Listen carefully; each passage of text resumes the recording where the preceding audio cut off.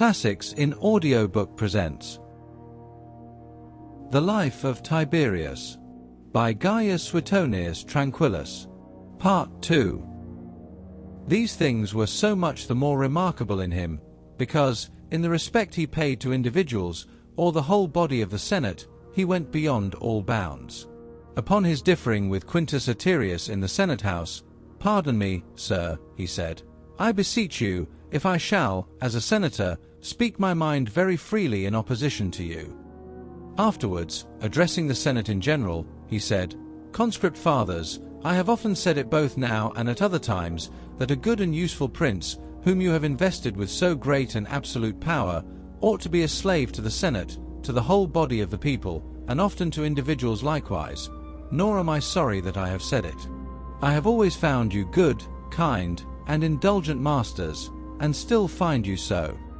He likewise introduced a certain show of liberty, by preserving to the Senate and magistrates their former majesty and power. All affairs, whether of great or small importance, public or private, were laid before the Senate. Taxes and monopolies, the erecting or repairing edifices, levying and disbanding soldiers, the disposal of the legions and auxiliary forces in the provinces, the appointment of generals for the management of extraordinary wars, and the answers to letters from foreign princes were all submitted to the Senate. He compelled the commander of a troop of horse, who was accused of robbery attended with violence, to plead his cause before the Senate. He never entered the Senate house but unattended, and being once brought thither in a litter, because he was indisposed, he dismissed his attendants at the door. When some decrees were made contrary to his opinion, he did not even make any complaint. And though he thought that no magistrates after their nomination should be allowed to absent themselves from the city, but reside in it constantly, to receive their honours in person, a praetor-elect obtained liberty to depart under the honorary title of a legate at large. Again, when he proposed to the Senate that the Trebians might have leave granted them to divert some money which had been left them by will for the purpose of building a new theatre, to that of making a road, he could not prevail to have the will of the testator set aside. And when, upon a division of the house, he went over to the minority, nobody followed him.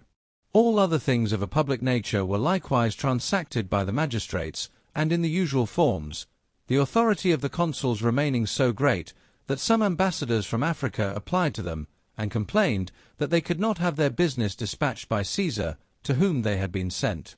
And no wonder, since it was observed that he used to rise up as the consuls approached, and give them the way.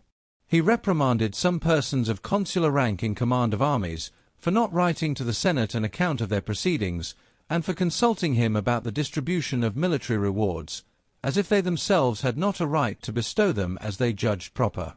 He commended a praetor, who, on entering office, revived an old custom of celebrating the memory of his ancestors in a speech to the people. He attended the corpses of some persons of distinction to the funeral pile. He displayed the same moderation with regard to persons and things of inferior consideration. The magistrates of Rhodes, having dispatched to him a letter on public business, which was not subscribed, he sent for them, and without giving them so much as one harsh word, desired them to subscribe it, and so dismissed them. Diogenes, the grammarian, who used to hold public disquisitions at Rhodes every Sabbath day, once refused him admittance upon his coming to hear him out of course, and sent him a message by a servant, postponing his admission until the next 7th day. Diogenes afterwards coming to Rome, and waiting at his door to be allowed to pay his respects to him, he sent him word to come again at the end of 7 years. To some governors, who advised him to load the provinces with taxes, he answered, "It is the part of a good shepherd to shear, not flay, his sheep." He assumed the sovereignty by slow degrees, and exercised it for a long time with great variety of conduct, though generally with a due regard to the public good. At first he only interposed to prevent ill management. Accordingly, he rescinded some decrees of the Senate, and when the magistrates sat for the administration of justice, he frequently offered his service as assessor, either taking his place promiscuously amongst them, or seating himself in a corner of the tribunal.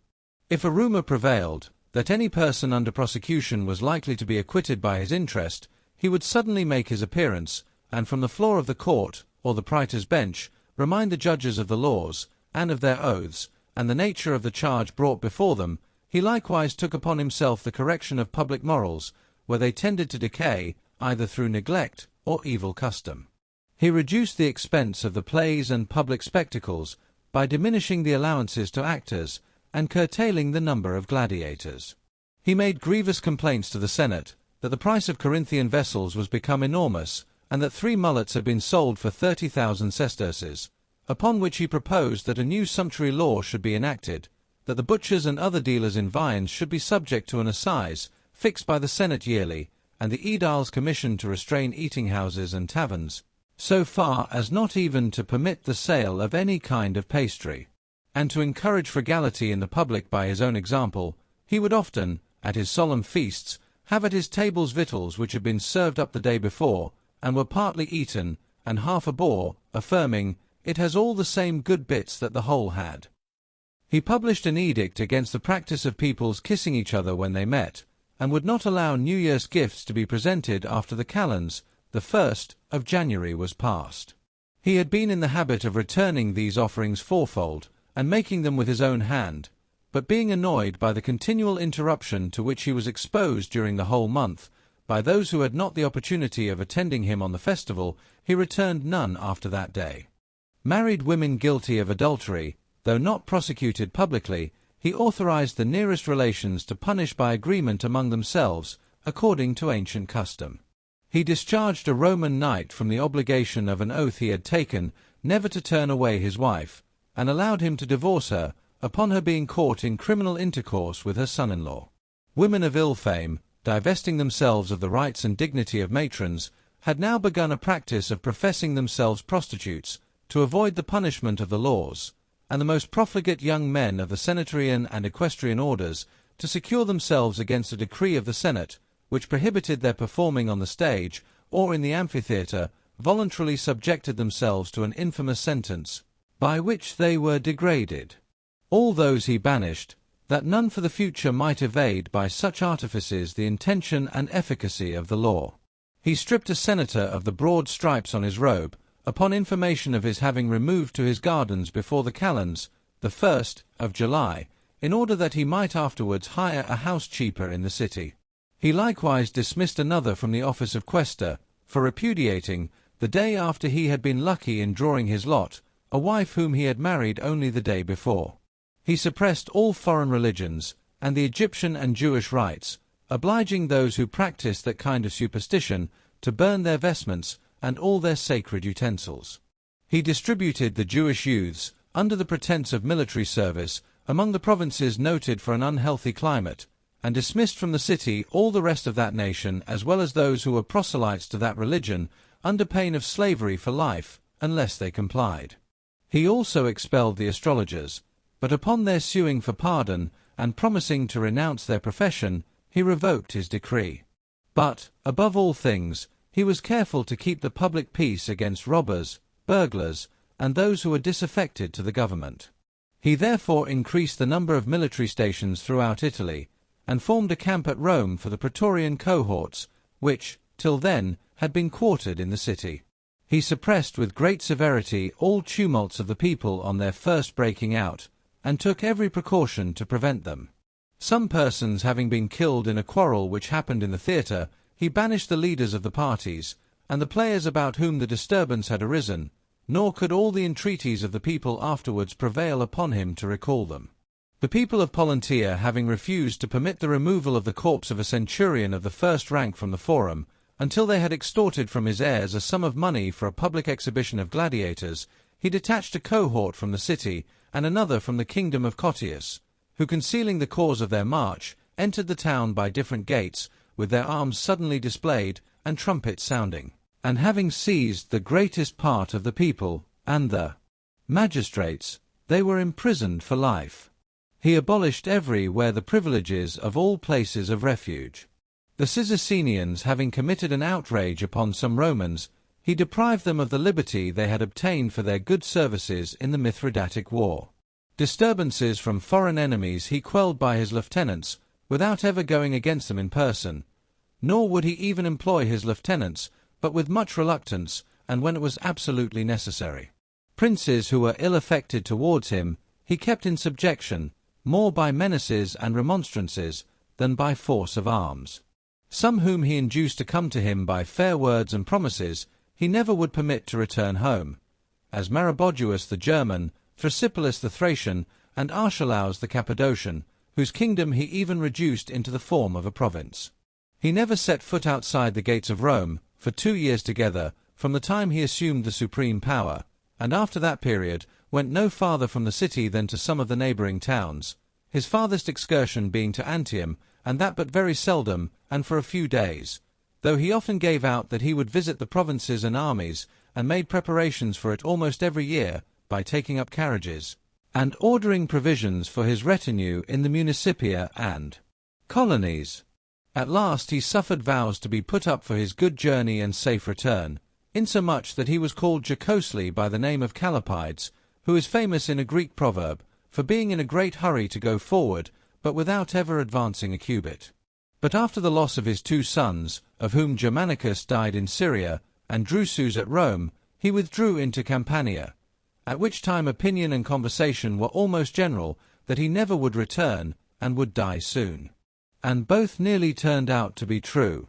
For indeed he never more came to Rome, and a few days after leaving it, when he was at a villa of his called the Cave, near Terracina, during supper a great many huge stones fell from above, which killed several of the guests and attendants, but he almost hopelessly escaped. After he had gone round Campania, and dedicated the Capitol at Capua, and a temple to Augustus at Nola, which he made the pretext of his journey, he retired to Capri, being greatly delighted with the island, because it was accessible only by a narrow beach, being on all sides surrounded with rugged cliffs of a stupendous height, and by a deep sea. But immediately, the people of Rome being extremely clamorous for his return, on account of a disaster at Fidene, where upwards of 20,000 persons had been killed by the fall of the amphitheatre during a public spectacle of gladiators, he crossed over again to the continent, and gave all people free access to him. So much the more, because, at his departure from the city, he had caused it to be proclaimed that no one should address him, and had declined admitting any persons to his presence on the journey. Returning to the island, he so far abandoned all care of the government, that he never filled up the decury of the knights, never changed any military tribunes or prefects, or governors of provinces, and kept Spain and Syria for several years without any consular lieutenants. He likewise suffered Armenia to be seized by the Parthians, Moesia by the Dacians and Sarmatians, and Gaul to be ravaged by the Germans, to the great disgrace, and no less danger, of the empire. But having now the advantage of privacy, and being remote from the observation of the people of Rome, he abandoned himself to all the vicious propensities which he had long but imperfectly concealed, and of which I shall here give a particular account from the beginning. While a young soldier in the camp, he was so remarkable for his excessive inclination to wine, that, for Tiberius, they called him Biberius, for Claudius, Caldius, and for Nero, Mero. And after he succeeded to the empire, and was invested with the office of reforming the morality of the people, he spent a whole night and 2 days together in feasting and drinking with Pomponius Flaccus and Lucius Piso, to one of whom he immediately gave the province of Syria, and to the other the prefecture of the city, declaring them, in his letters patent, to be very pleasant companions, and friends fit for all occasions. He made an appointment to sup with Cestius Gallus, a lewd and prodigal old fellow, who had been disgraced by Augustus, and reprimanded by himself but a few days before in the Senate House, upon condition that he should not recede in the least from his usual method of entertainment, and that they should be attended at table by naked girls. He preferred a very obscure candidate for the quaestorship, before the most noble competitors, only for taking off, in pledging him at table, an amphora of wine at a draught. He presented Acelius Sabinus with 200,000 sesterces, for writing a dialogue, in the way of dispute, betwixt the truffle and the fig-pecker, the oyster and the thrush. He likewise instituted a new office to administer to his voluptuousness, to which he appointed Titus Suetonius Priscus, a Roman knight. In his retreat at Capri, he also contrived an apartment containing couches, and adapted to the secret practice of abominable lewdness, where he entertained companies of girls and catamites, and assembled from all quarters inventors of unnatural copulations, whom he called spintrii, who defiled one another in his presence, to inflame by the exhibition the languid appetite. He had several chambers set round with pictures and statues in the most lascivious attitudes, and furnished with the books of Elephantis, that none might want a pattern for the execution of any lewd project that was prescribed him. He likewise contrived recesses in woods and groves for the gratification of lust, where young persons of both sexes prostituted themselves in caves and hollow rocks in the disguise of little pans and nymphs. So that he was publicly and commonly called, by an abuse of the name of the island, Caprinius. But he was still more infamous, if possible, for an abomination not fit to be mentioned or heard, much less credited. When a picture, painted by Parrhasius, in which the artist had represented Atalanta in the act of submitting to Meleager's lust in a most unnatural way, was bequeathed to him, with this proviso, that if the subject was offensive to him, he might receive in lieu of it 1,000,000 of sesterces, he not only chose the picture, but hung it up in his bedchamber. It is also reported that, during a sacrifice, he was so captivated with the form of a youth who held a censer, that, before the religious rites were well over, he took him aside and abused him, as also a brother of his who had been playing the flute, and soon afterwards broke the legs of both of them, for upbraiding one another with their shame.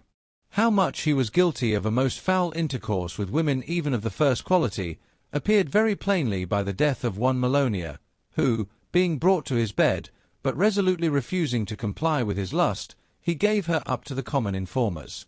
Even when she was upon her trial, he frequently called out to her, and asked her, "Do you repent?" until she, quitting the court, went home and stabbed herself, openly upbraiding the vile old lecher for his gross obscenity. Hence there was an allusion to him in a farce, which was acted at the next public sports, and was received with great applause, and became a common topic of ridicule, that the old goat. He was so niggardly and covetous, that he never allowed to his attendants, in his travels and expeditions, any salary, but their diet only. Once, indeed, he treated them liberally, at the instigation of his stepfather, when, dividing them into 3 classes, according to their rank, he gave the first 6, the second 4, and the third 200,000 sesterces, which last class he called not friends, but Greeks. During the whole time of his government, he never erected any noble edifice, for the only things he did undertake, namely, building the temple of Augustus, and restoring Pompey's theatre, he left at last, after many years, unfinished. Nor did he ever entertain the people with public spectacles, and he was seldom present at those which were given by others, lest anything of that kind should be requested of him, especially after he was obliged to give freedom to the comedian Actius. Having relieved the poverty of a few senators, to avoid further demands, he declared that he should for the future assist none, but those who gave the Senate full satisfaction as to the cause of their necessity. Upon this, most of the needy senators, from modesty and shame, declined troubling him. Amongst these was Hortalus, grandson to the celebrated orator Quintus Hortensius, who, marrying, by the persuasion of Augustus, had brought up 4 children upon a very small estate. He displayed only 2 instances of public munificence. One was an offer to lend gratis, for 3 years, 100 millions of sesterces to those who wanted to borrow, and the other, when, some large houses being burnt down upon Mount Celius, he indemnified the owners. To the former of these he was compelled by the clamours of the people, in a great scarcity of money, when he had ratified a decree of the Senate obliging all moneylenders to advance 2/3 of their capital on land, and the debtors to pay off at once the same proportion of their debts, and it was found insufficient to remedy the grievance. The other he did to alleviate in some degree the pressure of the times. But his benefaction to the sufferers by fire he estimated at so high a rate that he ordered the Celian hill to be called, in future, the Augustan. To the soldiery, after doubling the legacy left them by Augustus, he never gave anything, except 1,000 denarii a man to the Praetorian guards, for not joining the party of Sejanus, and some presents to the legions in Syria, because they alone had not paid reverence to the effigies of Sejanus among their standards. He seldom gave discharges to the veteran soldiers, calculating on their deaths from advanced age, and on what would be saved by thus getting rid of them in the way of rewards or pensions. Nor did he ever relieve the provinces by any act of generosity, excepting Asia, where some cities had been destroyed by an earthquake. In the course of a very short time, he turned his mind to sheer robbery. It is certain that Gnaeus Lentulus, the augur, a man of vast estate, was so terrified and worried by his threats and importunities that he was obliged to make him his heir, and that Lepida, a lady of a very noble family, was condemned by him, in order to gratify Quirinus, a man of consular rank, extremely rich, and childless, who had divorced her 20 years before, and now charged her with an old design to poison him. Several persons, likewise, of the first distinction in Gaul, Spain, Syria, and Greece, had their estates confiscated upon such despicably trifling and shameless pretences, that against some of them no other charge was preferred than that they held large sums of ready money as part of their property. Old immunities, the rights of mining, and of levying tolls, were taken from several cities and private persons. And Vonwons, king of the Parthians, who had been driven out of his dominions by his own subjects, and fled to Antsch with a vast treasure, claiming the protection of the Roman people, his allies, was treacherously robbed of all his money, and afterwards murdered. He first manifested hatred toward his own relations in the case of his brother Drusus, betraying him by the production of a letter to himself, in which Drusus proposed that Augustus should be forced to restore the public liberty. In course of time, he showed the same disposition with regard to the rest of his family. So far was he from performing any office of kindness or humanity to his wife, when she was banished, and, by her father's order, confined to one town, that he forbade her to stir out of the house, or converse with any men. He even wronged her of the dowry given her by her father, and of her yearly allowance, by a quibble of law, because Augustus had made no provision for them on her behalf in his will. Being harassed by his mother, Livia, who claimed an equal share in the government with him, he frequently avoided seeing her, and all long and private conferences with her, lest it should be thought that he was governed by her counsels, which, notwithstanding, he sometimes sought, and was in the habit of adopting. He was much offended at the Senate, when they proposed to add to his other titles that of the son of Livia, as well as Augustus. He, therefore, would not suffer her to be called the mother of her country, nor to receive any extraordinary public distinction. Nay, he frequently admonished her not to meddle with weighty affairs, and such as did not suit her sex, especially when he found her present at a fire which broke out near the temple of Vesta, and encouraging the people and soldiers to use their utmost exertions, as she had been used to do in the time of her husband. He afterwards proceeded to an open rupture with her, and, as is said, upon this occasion. She having frequently urged him to place among the judges a person who had been made free of the city, he refused her request, unless she would allow it to be inscribed on the roll, that the appointment had been extorted from him by his mother. Enraged at this, Livia brought forth from her chapel some letters from Augustus to her, complaining of the sourness and insolence of Tiberius's temper, and these she read. So much was he offended at these letters having been kept so long, and now produced with so much bitterness against him, that some considered this incident as one of the causes of his going into seclusion, if not the principal reason for his so doing. In the whole years she lived during his retirement, he saw her but once, and that for a few hours only. When she fell sick shortly afterwards, he was quite unconcerned about visiting her in her illness, and when she died, after promising to attend her funeral, he deferred his coming for several days, so that the corpse was in a state of decay and putrefaction before the interment, and he then forbade divine honours being paid to her, pretending that he acted according to her own directions. He likewise annulled her will, and in a short time ruined all her friends and acquaintance, not even sparing those to whom, on her deathbed, she had recommended the care of her funeral, but condemning one of them, a man of equestrian rank, to the treadmill. He entertained no paternal affection either for his own son Drusus, or his adopted son Germanicus. Offended at the vices of the former, who was of a loose disposition and led a dissolute life, he was not much affected at his death, but, almost immediately after the funeral, resumed his attention to business, and prevented the courts from being longer closed. The ambassadors from the people of Ilium coming rather late to offer their condolence, he said to them by way of banter, as if the affair had already faded from his memory, "And I heartily condole with you on the loss of your renowned countryman, Hector." He so much affected to depreciate Germanicus that he spoke of his achievements as utterly insignificant, and railed at his most glorious victories as ruinous to the state, complaining of him also to the Senate for going to Alexandria without his knowledge, upon occasion of a great and sudden famine at Rome. It was believed that he took care to have him dispatched by Gnaeus Piso, his lieutenant in Syria. This person was afterwards tried for the murder, and would, as was supposed, have produced his orders, had they not been contained in a private and confidential dispatch. The following words, therefore, were posted up in many places, and frequently shouted in the night, "Give us back our Germanicus." This suspicion was afterwards confirmed by the barbarous treatment of his wife and children. His daughter-in-law Agrippina, after the death of her husband, complaining upon some occasion with more than ordinary freedom, he took her by the hand, and addressed her in a Greek verse to this effect: "My dear child, do you think yourself injured, because you are not empress?" Nor did he ever vouchsafe to speak to her again.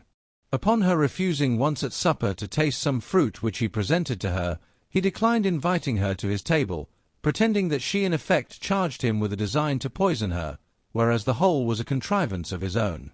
He was to offer the fruit, and she to be privately cautioned against eating what would infallibly cause her death. At last, having her accused of intending to flee for refuge to the statue of Augustus, or to the army, he banished her to the island of Pandateria. Upon her reviling him for it, he caused a centurion to beat out one of her eyes, and when she resolved to starve herself to death, he ordered her mouth to be forced open, and meat to be crammed down her throat. But she persisting in her resolution, and dying soon afterwards, he persecuted her memory with the basest aspersions, and persuaded the Senate to put her birthday amongst the number of unlucky days in the calendar. He likewise took credit for not having caused her to be strangled and her body cast upon the Gemonian steps, and suffered a decree of the Senate to pass, thanking him for his clemency, and an offering of gold to be made to Jupiter Capitolinus on the occasion. He had by Germanicus 3 grandsons, Nero, Drusus, and Gaius, and by his son Drusus one, named Tiberius. Of these, after the loss of his sons, he commended Nero and Drusus, the 2 eldest sons of Germanicus, to the Senate, and at their being solemnly introduced into the forum, distributed money among the people. But when he found that on entering upon the new year they were included in the public vows for his own welfare, he told the Senate that such honours ought not to be conferred but upon those who had been proved and were of more advanced years. By thus betraying his private feelings towards them, he exposed them to all sorts of accusations, and after practising many artifices to provoke them to rail at and abuse him, that he might be furnished with a pretence to destroy them, he charged them with it in a letter to the Senate, at the same time accusing them, in the bitterest terms, of the most scandalous vices. Upon their being declared enemies by the Senate, he starved them to death, Nero in the island of Ponza, and Drusus in the vaults of the Palatium. It is thought by some that Nero was driven to a voluntary death by the executioners showing him some halters and hooks, as if he had been sent to him by order of the Senate. Drusus, it is said, was so rabid with hunger that he attempted to eat the chaff with which his mattress was stuffed. The relics of both were so scattered that it was with difficulty they were collected. Besides his old friends and intimate acquaintance, he required the assistance of 20 of the most eminent persons in the city, as councillors in the administration of public affairs. Out of all this number, scarcely 2 or 3 escaped the fury of his savage disposition. All the rest he destroyed upon one pretence or another, and among them Aelius Sejanus, whose fall was attended with the ruin of many others. He had advanced this minister to the highest pitch of grandeur, not so much from any real regard for him, as that by his base and sinister contrivances he might ruin the children of Germanicus, and thereby secure the succession to his own grandson by Drusus. He treated with no greater leniency the Greeks in his family, even those with whom he was most pleased.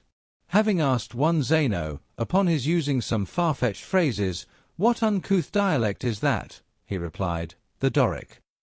For this answer he banished him to Cinara, suspecting that he taunted him with his former residence at Rhodes, where the Doric dialect is spoken.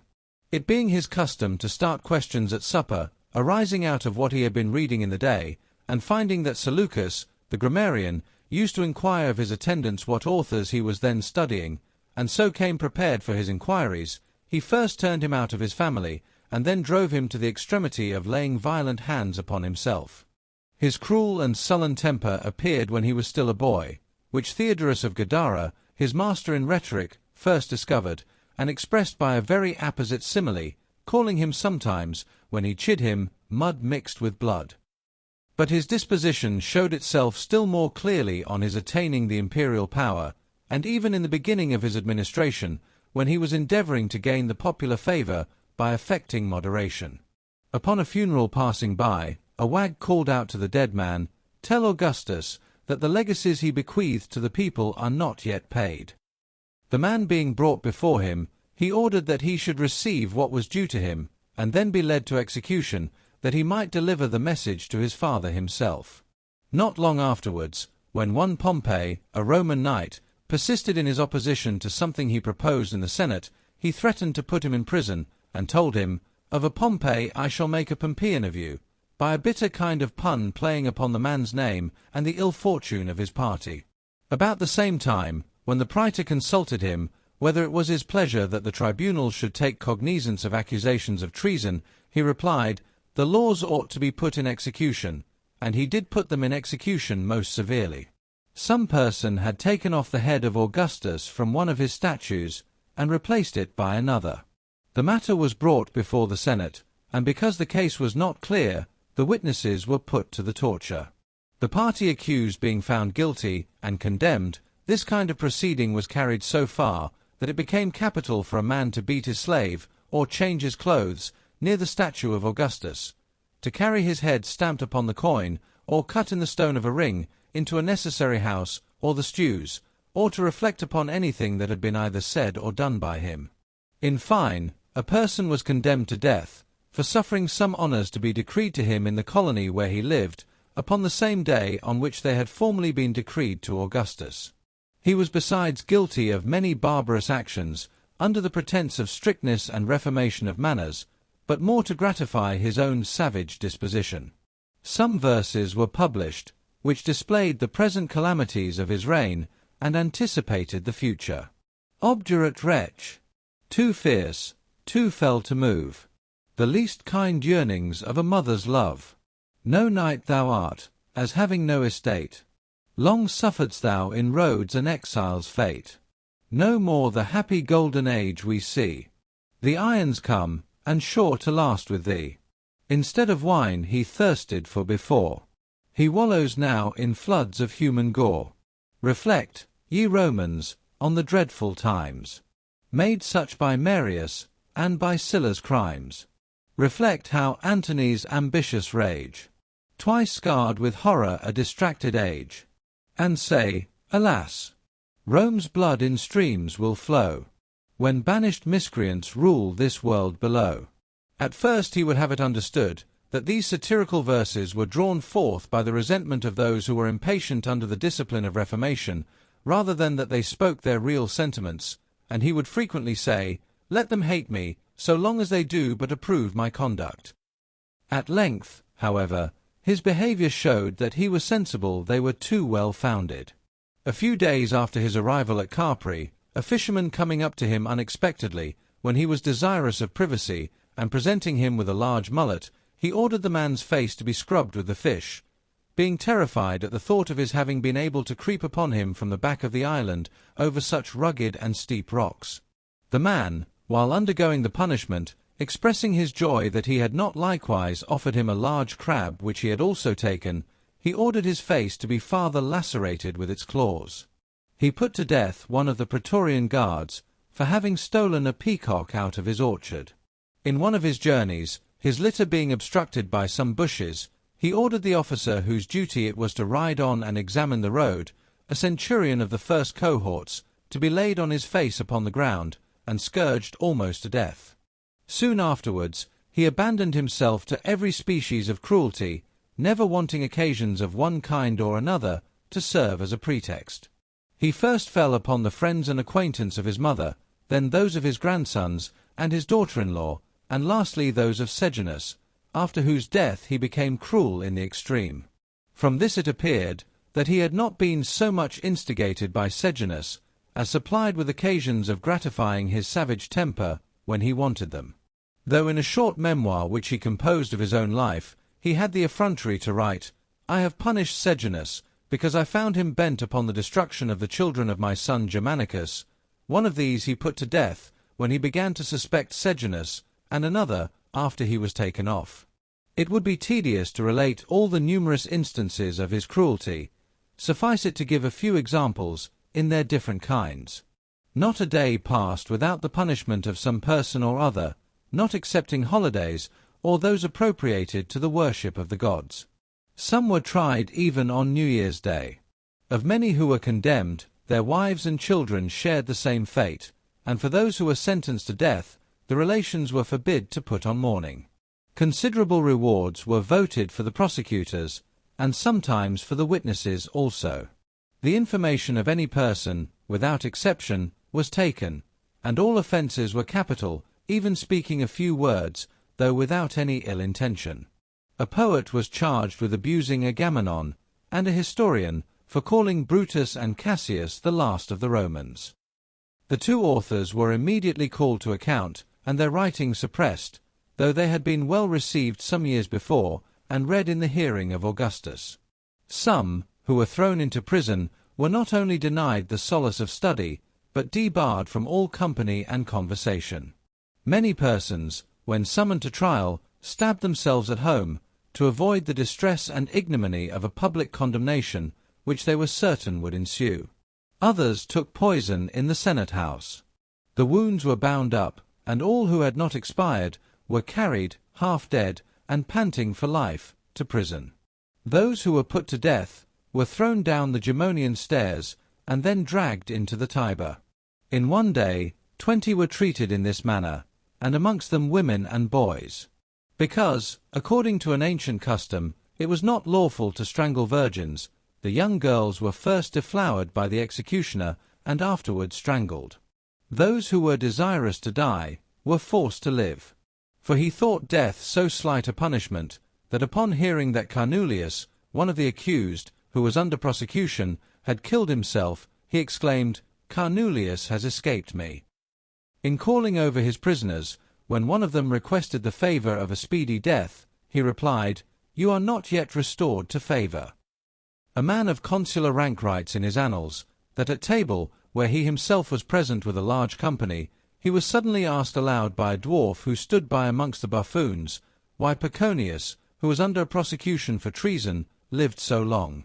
Tiberius immediately reprimanded him for his pertness, but wrote to the Senate a few days after to proceed without delay to the punishment of Paconius. Exasperated by information he received respecting the death of his son Drusus, he carried his cruelty still farther. He imagined that he had died of a disease occasioned by his intemperance, but finding that he had been poisoned by the contrivance of his wife Livilla and Sejanus, he spared no one from torture and death. He was so entirely occupied with the examination of this affair, for whole days together, that, upon being informed that the person in whose house he had lodged at Rhodes, and whom he had by a friendly letter invited to Rome, was arrived, he ordered him immediately to be put to the torture, as a party concerned in the inquiry. Upon finding his mistake, he commanded him to be put to death, that he might not publish the injury done him.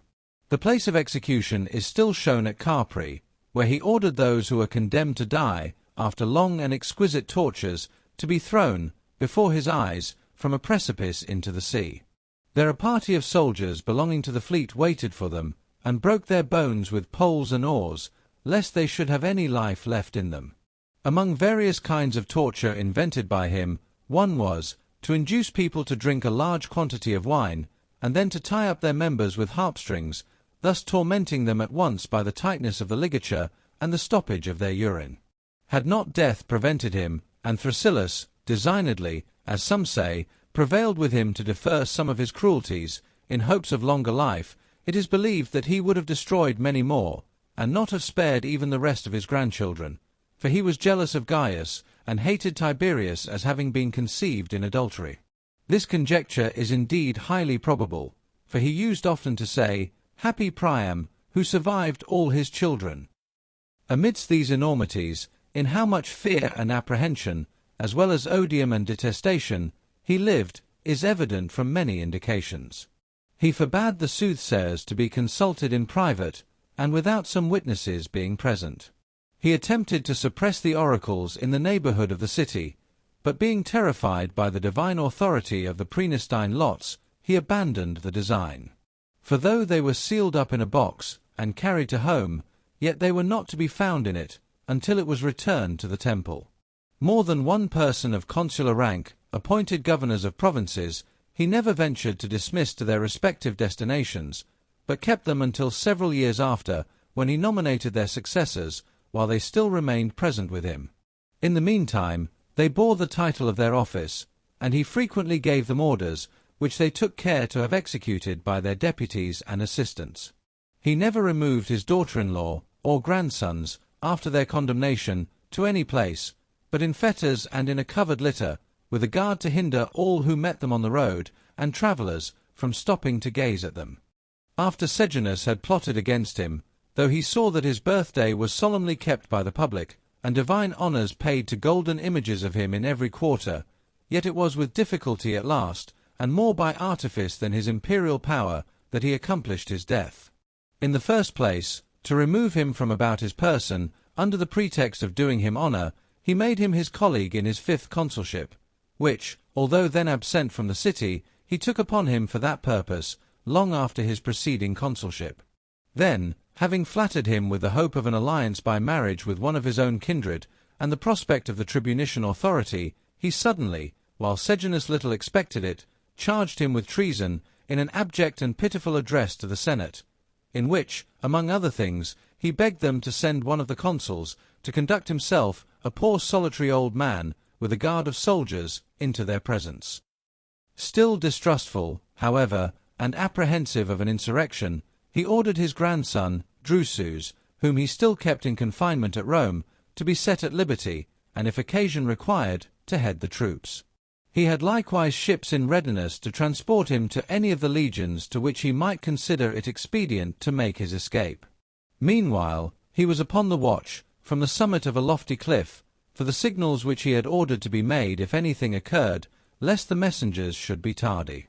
Even when he had quite foiled the conspiracy of Sejanus, he was still haunted as much as ever with fears and apprehensions, insomuch that he never once stirred out of the Villa Jovis for 9 months after. To the extreme anxiety of mind which he now experienced, he had the mortification to find superadded the most poignant reproaches from all quarters. Those who were condemned to die heaped upon him the most opprobrious language in his presence, or by handbills scattered in the senators' seats in the theatre.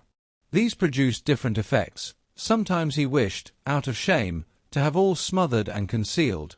At other times he would disregard what was said, and publish it himself. To this accumulation of scandal and open sarcasm, there is to be subjoined a letter from Antigonus, king of the Parthians, in which he upbraids him with his parricides, murders, cowardice, and lewdness, and advises him to satisfy the furious rage of his own people, which he had so justly excited, by putting an end to his life without delay. At last, being quite weary of himself, he acknowledged his extreme misery in a letter to the Senate, which begun thus: "What to write to you, conscript fathers, or how to write, or what not to write at this time, may all the gods and goddesses pour upon my head a more terrible vengeance than that under which I feel myself daily sinking, if I can tell." Some are of opinion that he had a foreknowledge of those things, from his skill in the science of divination, and perceived long before what misery and infamy would at last come upon him, and that for this reason, at the beginning of his reign, he had absolutely refused the title of the father of his country, and the proposal of the Senate to swear to his acts, lest he should afterwards, to his greater shame, be found unequal to such extraordinary honours.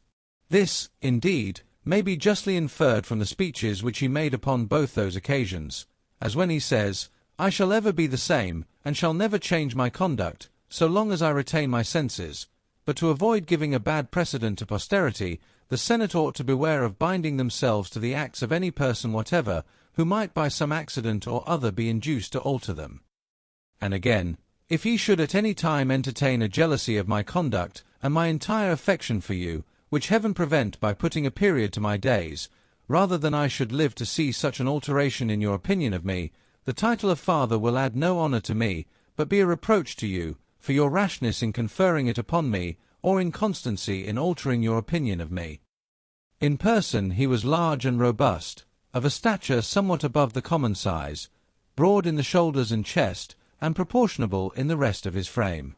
He used his left hand more readily and with more force than his right, and his joints were so strong that he could bore a fresh, sound apple through with his finger, and wound the head of a boy, or even a young man, with a fillip. He was of a fair complexion, and wore his hair so long behind that it covered his neck, which was observed to be a mark of distinction affected by the family. He had a handsome face, but it was often full of pimples. His eyes, which were large, had a wonderful faculty of seeing in the night time, and in the dark, for a short time only, and immediately after awaking from sleep, but they soon grew dim again. He walked with his neck stiff and upright, generally with a frowning countenance, being for the most part silent. When he spoke to those about him, it was very slowly, and usually accompanied with a slight gesticulation of his fingers.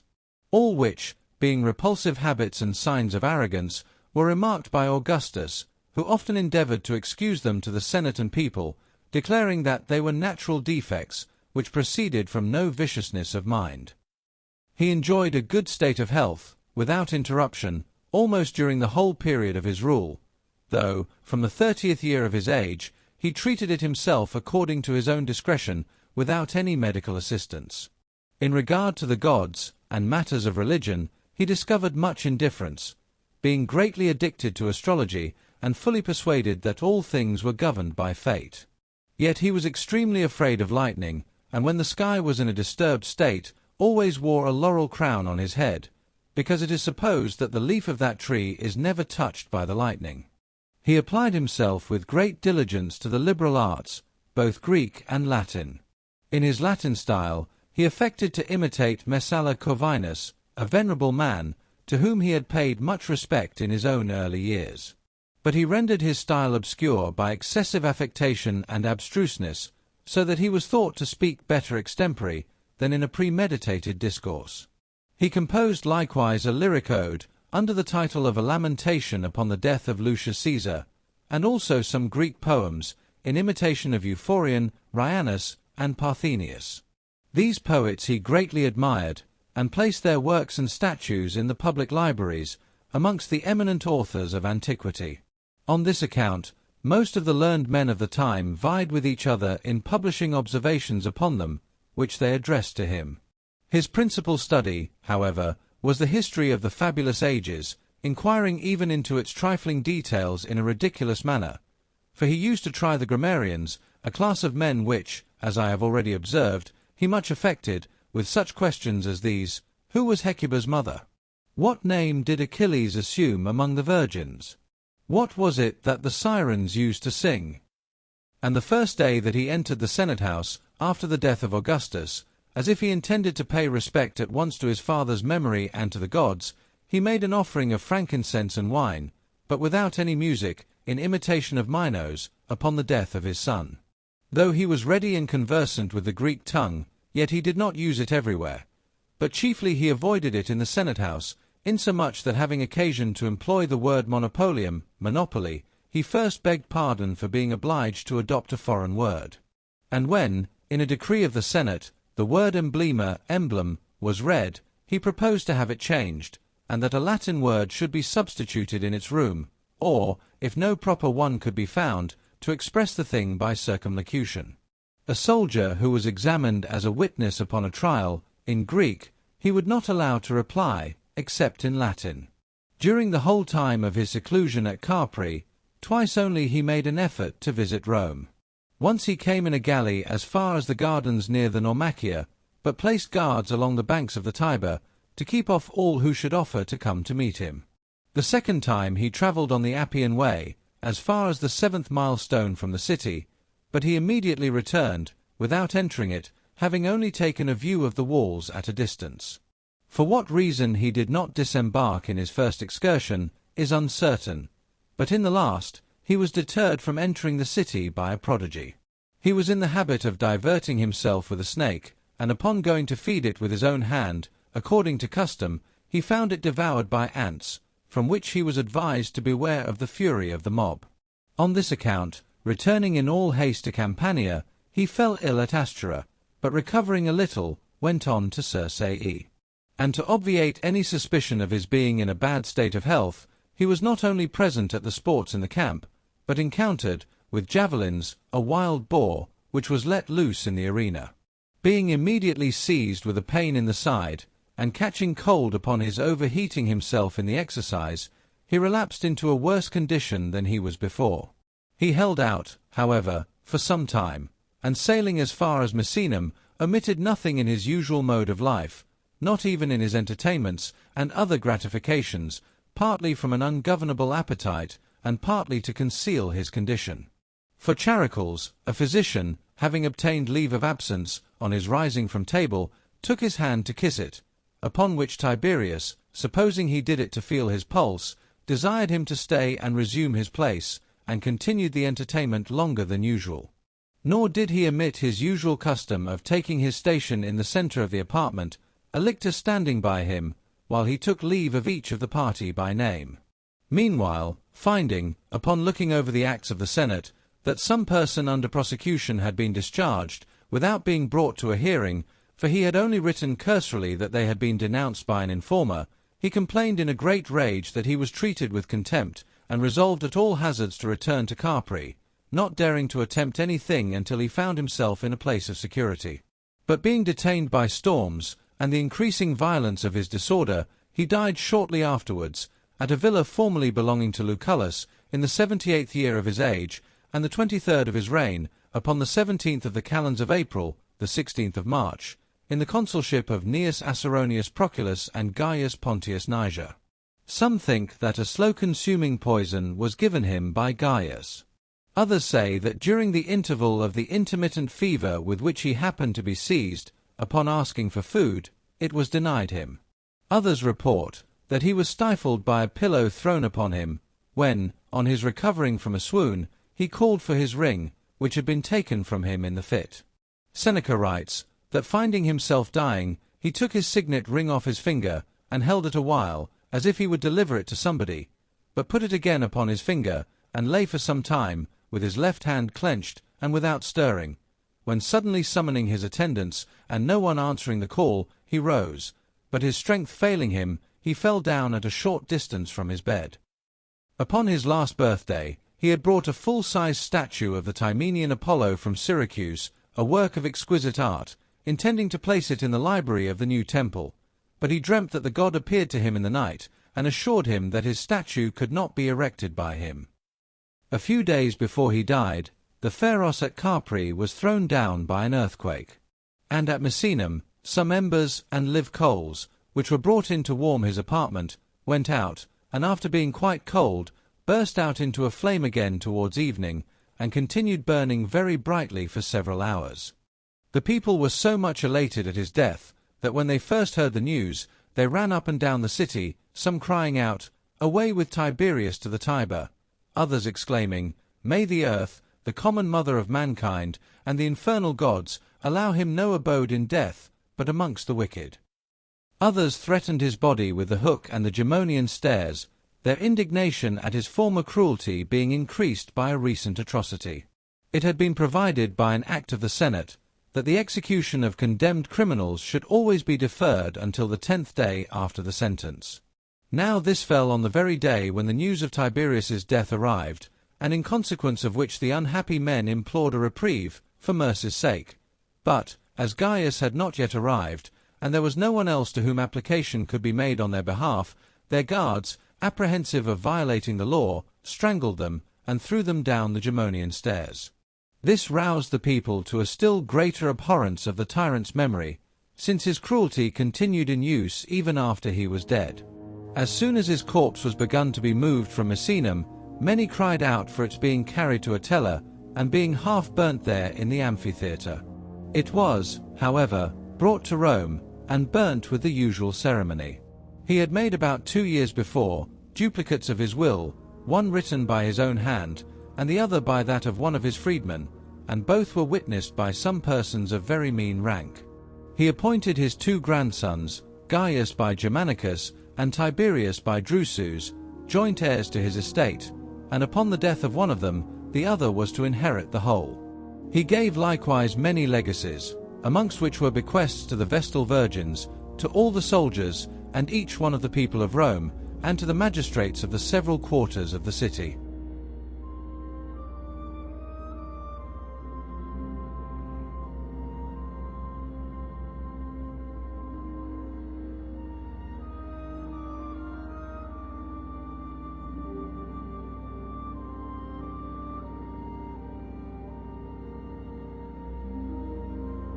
If you have enjoyed this audiobook, please consider supporting the channel in one or more of the following ways.